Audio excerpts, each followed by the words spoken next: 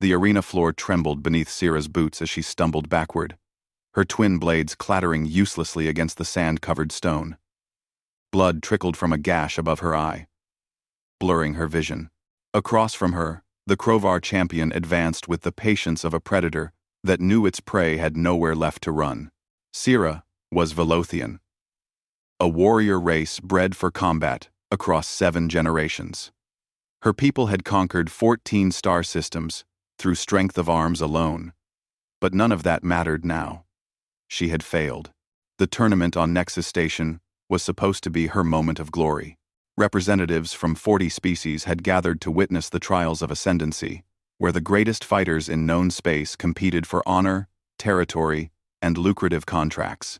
Syrah had defeated 6 opponents in brutal succession. She had made her clan proud, until she faced Krexur. The Crovar stood nearly 3 meters tall, his exoskeleton gleaming like polished obsidian under the arena lights. 4 arms, each ending in razor-sharp talons, moved with terrifying coordination. His compound eyes tracked every twitch of Syrah's exhausted muscles.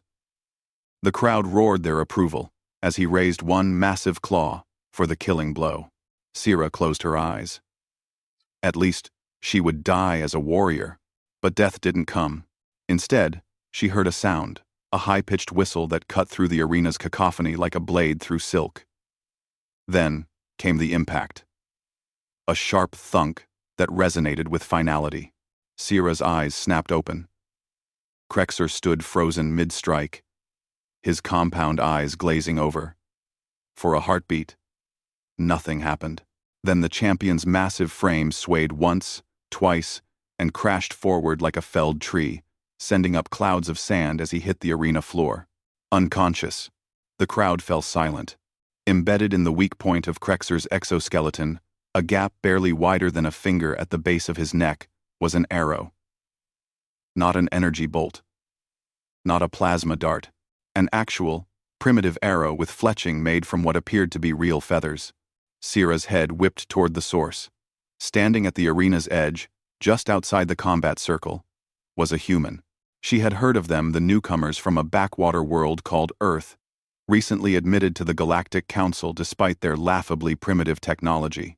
They had no plasma weapons, no genetic enhancements, no cybernetic augmentations. They were weak, slow, and soft by any reasonable measure. Yet this one held a recurve bow with the casual ease of someone born to it.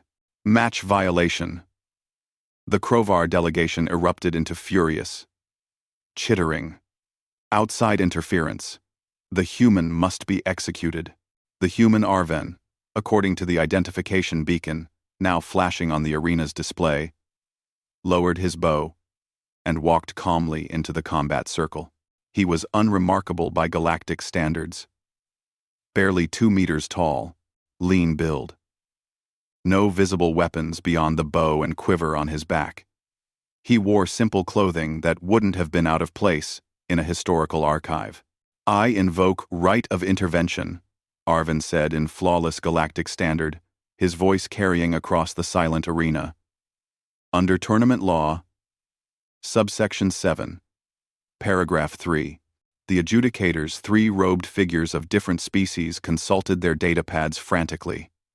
One of them, a Methodian with crystalline skin, spoke up. Right of intervention is technically valid. If a spectator witnesses a rule violation, they may intervene to preserve the sanctity of the match." "What violation?" demanded the Crovar ambassador, her mandibles clicking with rage. Arven pointed to Krexur's unconscious form. "Your champion administered a paralytic toxin before the match. Trace amounts are still present on his claws. The effects were designed to take hold gradually, weakening his opponent while appearing to be normal combat fatigue." The arena exploded into chaos. The adjudicators descended on Krexur, their scanners confirming what Arven had claimed.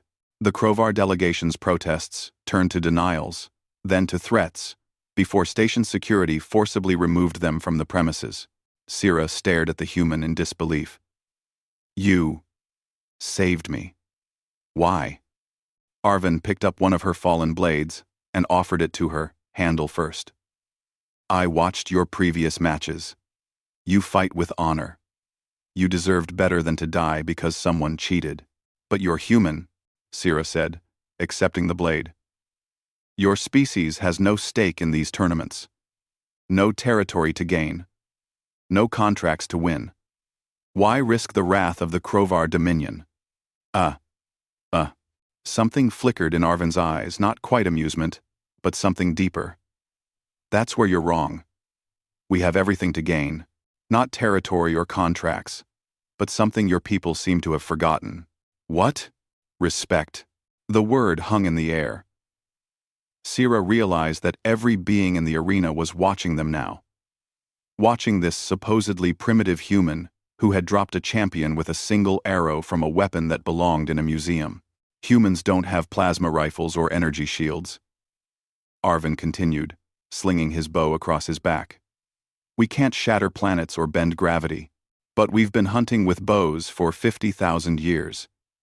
We've been studying anatomy and physics and trajectory since we lived in caves. We learned patience when patience was the difference between eating and starving. He looked around at the assembled species, his gaze steady and unwavering. You see primitive weapons. We see tools perfected through millennia of necessity. You see weakness. We see adaptation. You see a species that barely left their homeworld. We see survivors who made it this far against every odd the universe threw at us. The Methodian adjudicator cleared his throat. The human, Arvin, has committed no crime. The right of intervention was properly invoked. Furthermore, as the Krovar champion has been disqualified, the tournament must continue. He paused, consulting with his colleagues. Warrior Sira, do you wish to withdraw due to injury? Sira looked at her wounds, then at Arvin, then at the thousands of beings watching from the stands. Every muscle in her body screamed for rest. But something had shifted in this arena today. Something important. No, she said firmly. I continue.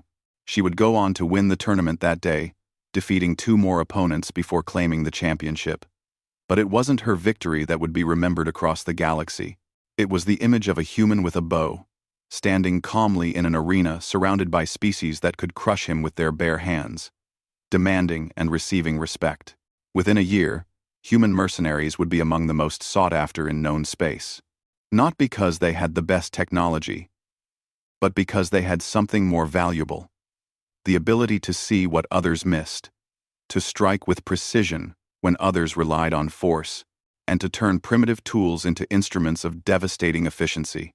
And it all began with an arrow that hissed past a warrior's ear and dropped a champion like a stone. As Sira stood on the victor's platform that evening, she caught Arvin's eye in the crowd. He nodded once, a simple gesture of acknowledgement between warriors. She understood now. Humanity didn't need to be the strongest or the fastest. They just needed to be what they'd always been. Survivors who turned every disadvantage into an opportunity, every limitation into innovation. In a galaxy of gods and monsters that made them the most dangerous species of all.